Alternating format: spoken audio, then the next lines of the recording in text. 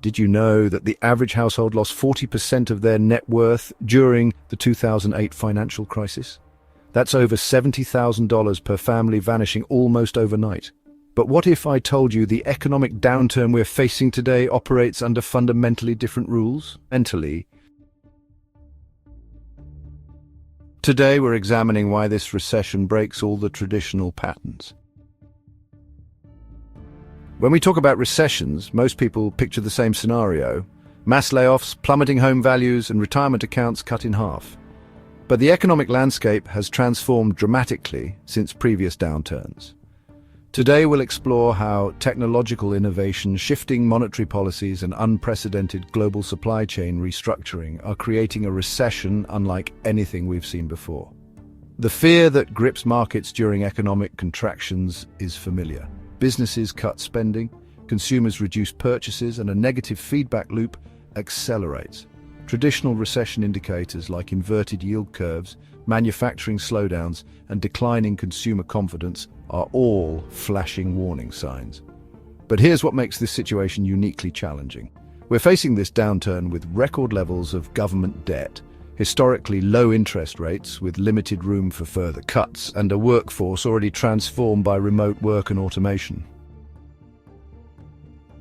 First, let's discuss the digital transformation factor. Unlike previous recessions, we're experiencing this one with an economy deeply integrated with digital technologies. E-commerce penetration has reached unprecedented levels, with digital transactions representing over 20% of retail sales. Remote work capabilities have fundamentally altered labor markets, creating geographic flexibility that simply didn't exist in 2008. Second, consider the monetary policy environment. Central banks have deployed quantitative easing at scales never before attempted. The Federal Reserve's balance sheet expansion has created liquidity conditions completely different from previous downturns. This massive monetary intervention creates both risks and opportunities that weren't present in earlier recessions. Third, global supply chains are being restructured in real time. The push for resilience over efficiency is reversing decades of globalization trends. Nearshoring and friendshoring are becoming dominant strategic imperatives for multinational corporations, creating entirely new economic geographies.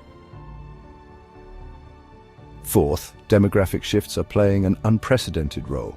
Many advanced economies are simultaneously facing aging populations, creating labor shortages even during economic contraction.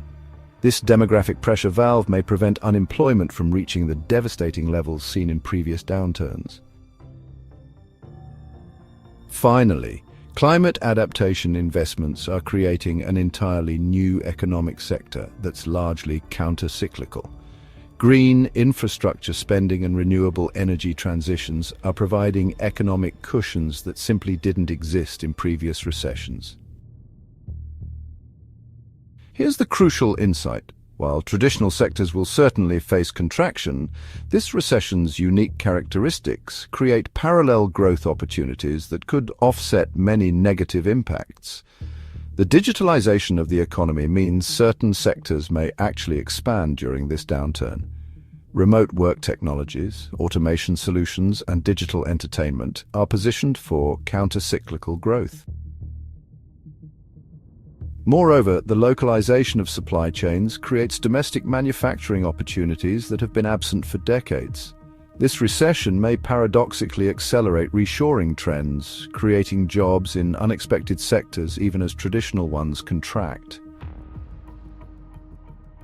Most importantly, the massive shift of capital towards sustainability initiatives provides a growth engine that operates independently from traditional economic cycles. Green technology investment is expected to exceed $1.2 trillion annually by 2025, creating an economic buffer that simply wasn't present in previous downturns. This recession differs fundamentally from its predecessors because of 5 key factors: digital transformation, unprecedented monetary intervention, supply chain restructuring, demographic constraints, and climate-driven investment.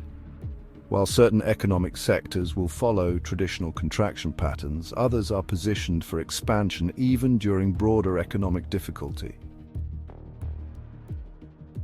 The key takeaway is that this recession won't be universally experienced.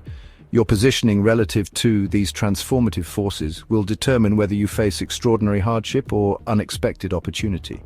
By understanding these unique characteristics, investors, business owners, and employees can navigate this unusual economic terrain far more effectively.